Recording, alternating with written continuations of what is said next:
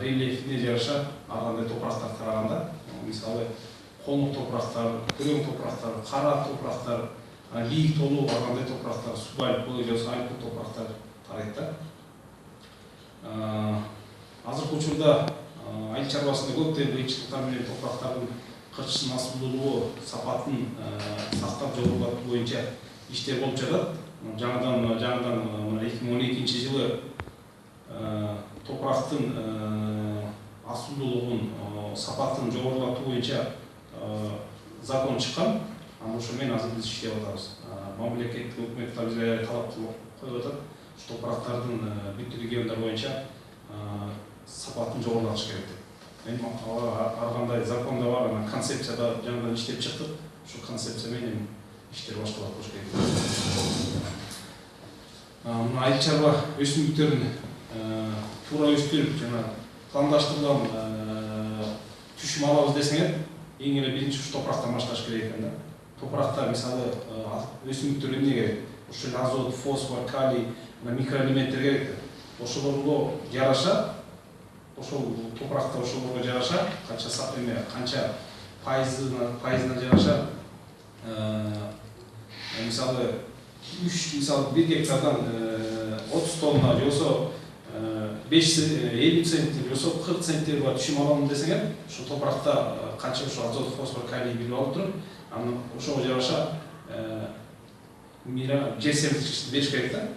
Мисалы көбүрөөк берип алсаңар, жана нитраттар көп болуп, өзүбүзгө эле уулуу болуп зыян болуп калат да. Азыраак берип койсоңор, ошо пландаштырып акчаны көп эле саласыңар, бирок азыраак берип койсоңор, ошондо дагы ошо пландаштырылган түшүмдү ала албай каласыңар да. Мисалы агрохимиялык анализге топурак алуу, мунда өзүнүн методикасы болот да, кантип топуракты алыш керек.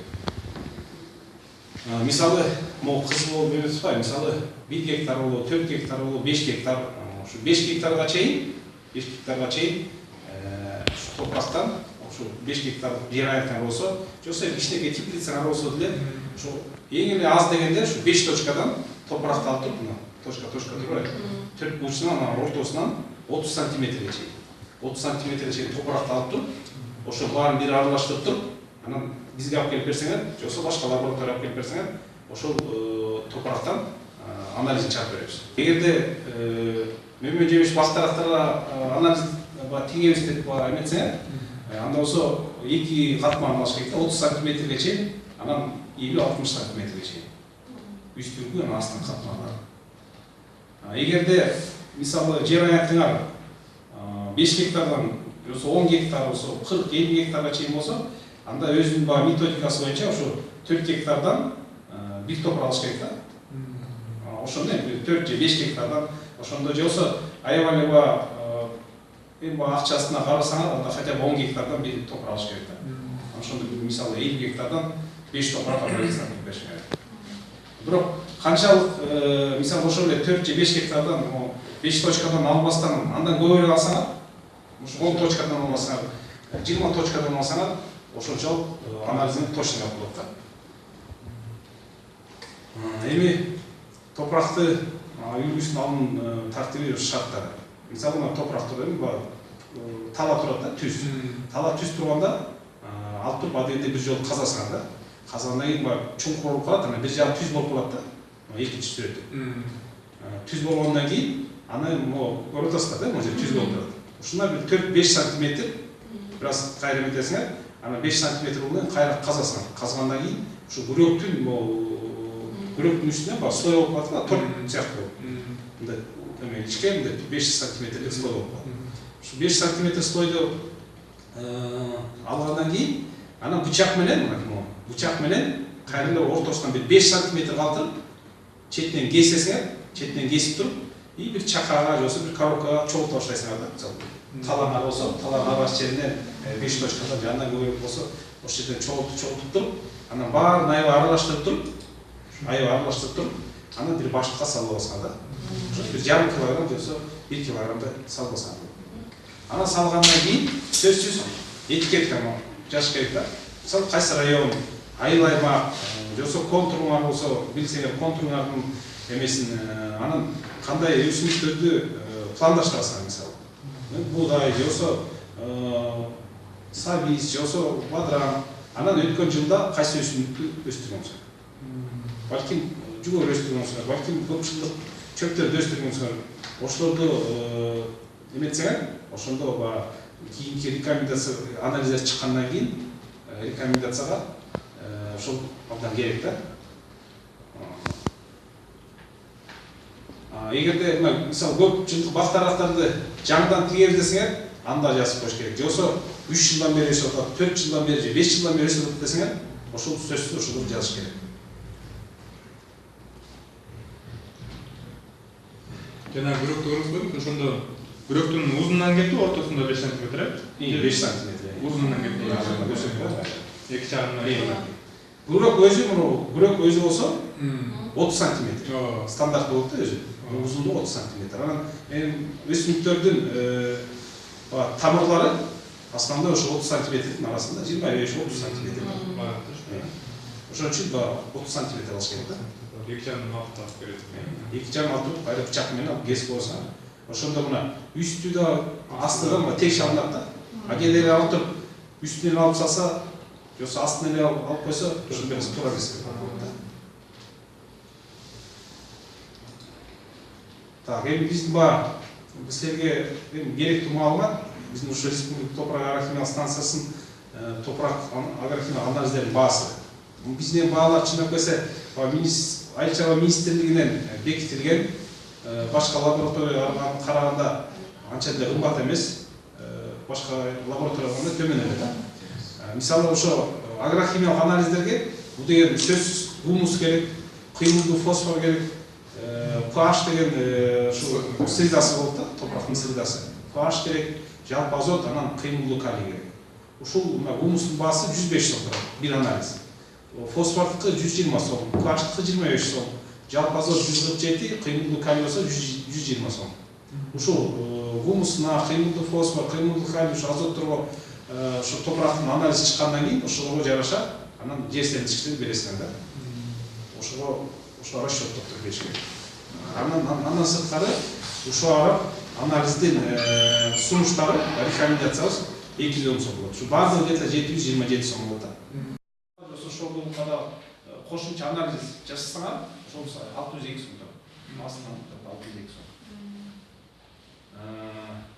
Эми бияктан эгерде ушу анализдердин баарын өзүңөр алып келип берсеңер да, мисалы ошо 1-ден 5 гектарга чейин айта изилдөө топурагын өзүңөр алып келип берсеңер. Эгерде мына биздин адистерди жалдасаңар, силер келип өзүңөр бирсе карап, текшерип, жерибизди бар рельефтерин карап, өзүңөр келип ушу топуракты алып берсеңер, ал болсо 1207 сом, 1270 сом турат да. Андан сырткары жол бересиң, анан кандай окасын төлөп берем десеңер, биздин адистер чыгып силердин жериңерди изилдеп берет. Бир суроо бар. Шордулук деген пляж менен билим калбайбы? Пляж өзүнчө келет да, шордулук негизи биздин топурактар өзүлөрү ушу биздин Кыргызстандын топурактарынын касиеттерине жараша нейтралдуу болот топурактарыбыз. 7-ден 8-ге чейин тоо аймактарда бир аз 6,5-дан бирок андайлар өтө аз да. 6,5 7-ден 8-ге чейин да. Бирок калган ушу топурактарыбыз ушу Чүй областында ушу ар кайсы тараптарда ушу 8-ден бир аз жогорураак болот да. 8-ден 8,5га чейин. Кээде көрөбүз, мисалы, вроде pH 8,5 болсо деле, ошол эле туздууга же болсо шорго анализ жасасак, алар чыкпайт да. Алар нормалдуу болот, бирок pH кээде жогору болот. Кошумчада көрөсүң да. Ал негизи өзүнүн көп эле литературадан окусак, эгерде 8-ден көбөйүп кетсе, же 8,5 болуп кетсе, андай акта сөзсүз туз же шор болот деп көп эле окуйбуз, бирок кээде анализдерди карасак, андай болуп кетет да. Ошонусу бизде деле специалисттер бизде ошол эмне үчүн ошондой болуп атат деп биле албай атабыз да. Анан мисалы азот жөнүндө айтып кетели. Азот бул өсүмдүктөргө керектүү болгон негизги элементтердин бири да. Баардык белокторго жалпы ушул өсүмдүктөрдүн өсүшүнө чоң таасир берет да. Эгерде топурактан азот ашыкча болуп калса, анда кайра эле жаман болуп терс таасирин тийгизет, мынакей ошо жана нитраттар көп болуп калат. Ошондор эгерде азот жетишпесе, мына өсүмдүктөрдүн өсүшүн кечиндетет, дан өсүмдүктөрдүн бутактануусу азаят. Ошондой эле мөмө жемиштердики өскөн вегетациялык вегетациясы кыскарат, жалбырактар майда болот, жашыл түсүн жоготуп саргайат, эрте түшүп калат. Канчалык эрте түшсө урожайды ала албай каласыңар да, пландаштырылган урожайды ала албай каласыздар. Түшүмдүн деңгээли ошондой эле төмөндөп, белоктон камтылышы төмөндөп кетет. Жалбырактар кичинекей болот, ошентип барган пландаштырылган түшүмдү ала албай каласыздар. Эми жакта шарттар көп да, кээде бар суу жетпей калса да ошондой болот, кээде бар. Бирок эми бар, эгерде өзүнүн дагы бир белгилери болот, ушуну азот, фосфорлор жетишпесе ошондой болот да. Андан соң мынакей фосфор. Фосфор дагы аябай чоң таасир берет да. Эгерде мисалы азот түшүмдүн көбөйүшүнө таасир берсе, ошол эле убакта фосфор болсо мына клеткалардын бөлүнүшүнө, көбөйүшүнө, тукум куучулук жана башка татаал процесстерге катышат. Ал татаал белоктордун, нуклеин кислоталардын, фосфаттардын, ферменттердин, витаминдердин жана башка биологиялык активдүү заттарын курган мынакей фосфор. Фосфор заты жаш өсүп келе жаткан өсүмдүктөрдүн тамырларынын өрчүсүнө таасир берет. Тамырларын жакшы эметет, фосфор жакшы болсо, тамырларга чоң канчалык болуп болсо, ошончолук топурактан жана элементтерди алып өсүмдүк жакшы өтөт. Ошондой эле мына дам өсүмдүктөрдүн бутактасуунун жогорулатат. Анын фосфордун өсүмдүктөрдүн курамына жетиштүү өлчөмдө болушу күздүк дам өсүмдүктөрдүн сууга чыдамдуулугуна жогорулатат да. Фосфор жакшы болсо, мисалы күздүк буудай себесиңердар. Күздүк ушундай сепсеңер жакшы кыштайт, жакшы сакталат дегендей да. Азоттон айырмаланып фосфор өсүмдүктөрдүн өсүп өнүгүшүн тездетип, чаңдашуу процесстерине жөнгө салып, мөмө түйүндөрүнүн жетилишин жана калыптанышына таасир көп тийгизет. Эгерде фосфор жетишпесе, мисалы жүгөрүн алалы, ондай жалбырактар фиолетовый болуп калат. Ошонун фиолетовый йосуна четтери бар кызгылтым болуп калса, ошондон биздин өсүмдүктөрдө фосфор жетишпейт деп ошондой эмелер да, белгилер.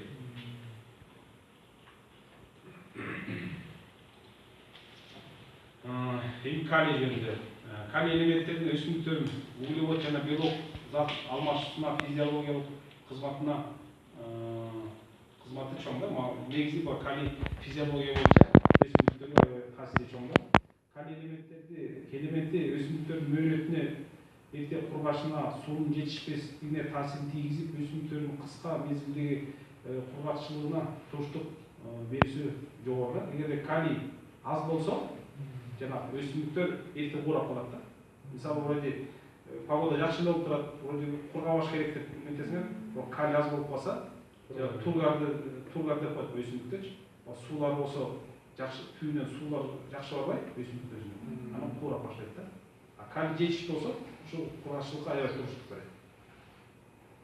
Зат алмашууна батканда, калий элементи жетишпесе, өсүмдүктөрдүн фотосинтез процесстери төмөндөйт. Жана ошондой эле клетка катмарынын пайда болушуна, дан өсүмдүктөрдүн жылылып калышынан сактап мекен болушуна таасир тийгизет. Ошондой эле бар тургар деп коет, тургар жок болсо, дан өсүмдүктөр жылып калат. Жылып калса, ошондой эле чирип баштайт. Калий жетишпесе, мынакей калий элемент жетишпесе, үрөндөр бар чүйрөшүп калат да. Кээде буудайды алсак, чүйрөшкөн болуп калат го. Тоголок болбой чүйрөшкөн болуп калат. Алардын өсүп өнүүсү начарлап, көз карын жана башка бактериялар жеңил чалышат. Ар кандай ооруларга да көп таасир берет да, калий азыраак болуп калса. Мөмө жемиштердин, бактардын мөмөлөрүнүн сапатын, дан өсүмдүктөрдүн, тамеки өсүмдүктөрдүн жалбырактарынын, жашылча өсүмдүктөрдүн өсүп өнүсү жакшы атат эгерде калий жакшы болсо.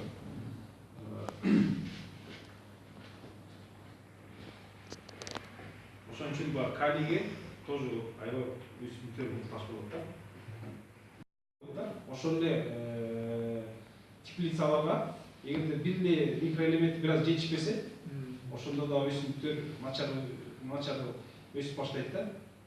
Ошол эле баягы темир, фосфор, бор деген көп андан сырткары көп эле микроэлементтер он чакты бар. Ошол баары тең анализ илгери жасачык, азыр эми аппаратыбыз бузулган үчүн аз жасабай атабыз, бирок 1-2 жылдын ичинде ошого аракет кылып атабыз. Анда аппарат өтө эле кымбат турат экен да. Анан мисалы ошол эле фосфор, калийлерди өзүнүн чегинен нормасы менен бериш керек экен да. Эгерде алар аябай топурактарда көп болуп калса, аларда таасирин көп тийгизет экен да. Мисалы фосфор көп болуп калса, кээде микроэлементтерди өсүмдүктөр освоение болбой, ошондо эле өсүмдүктөр кайра начар өсүп баштайт экен да. Ошон үчүн нормасы менен чеги менен баарын тең бериш керек экен да. Канчалык көп болсо, тоже начарыраак өсөт экен. Аз болсо, тоже начарыраак. Ошон үчүн ортодо нормасы менен бериш керек. Анан көп эле мисалы теплица салганда, ар кайсы жерден өзүнүн топурак эмес, привозной топурак колдонуп атпайбы? Тияктан алып келип атабыз, бияктан алып келип атабыз дейт. Бирок колдон келишинче вроде топуракты алып келген, бирок капкара болуп турат да. Кап болгондон балким саздын топурагы болуп калат да. Ошол саздын топурагын эч качан теплица колдонбош керек да. Потому что сазда деген жана гумийный кислотаны, фосфокислота, гумин деп коет да. Ошолго өсүмдүк өзү освоить ете албайт да. Ошондон чоң таасир берет. Колдон келишинче тоонун топурактарын алып келиш керек да. Тоон топурактардын pH дагы бир аз нейтрал болот да. 7-ге чейин болот. Жоксо 6,5 өтө эле арчанын арасында топурактарды алсаңар, ошол жерде 6,5 7-ге чейин болот. Эң жакшы ошол топурактар. Конечно, аякта закон бар эмес, ар кайсы жерде бар кандай бербесте, колдон келишинче ошолордун алтын кошуп койсоңор болот да. Анан эгерде текшергенден кийин pH бир аз жогорураак болуп калса, щелочной баланс деп коет да. Мисалы 8ден 8,5га чейин слабо щелочной, 8,5дан жогорураак болсо, сильно щелочной болуп калат да. Канчалык щелочной болсо, ошончолук өсүмдүктөр начар өсө баштайт да. Ошол чоң таасир. Ошону нейтралдаш керек. Ал үчүн чириген кырктан бериш керек. Аябай эле щелочной болуп баратса, жана кандайдыр гипс бар го, ошол гипсти кошуп туруп эметсең болот да. Кайра бүт аралаштырып, ошол бир аз нейтралдаштырат да. Щелочной кыракта болот, мисалы, сразу кислотный.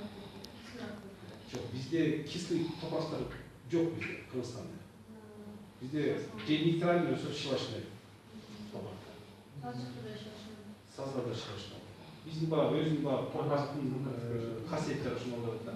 Анда эми кислый деген Россия тарапта.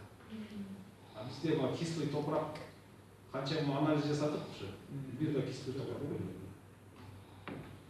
Анан эми биздин дарегибиз топуракты бизге алып келип текшертебиз десеңер, биздин ишканабыз Республикалык топурак станциясы Институт земледелиянын жанында турат.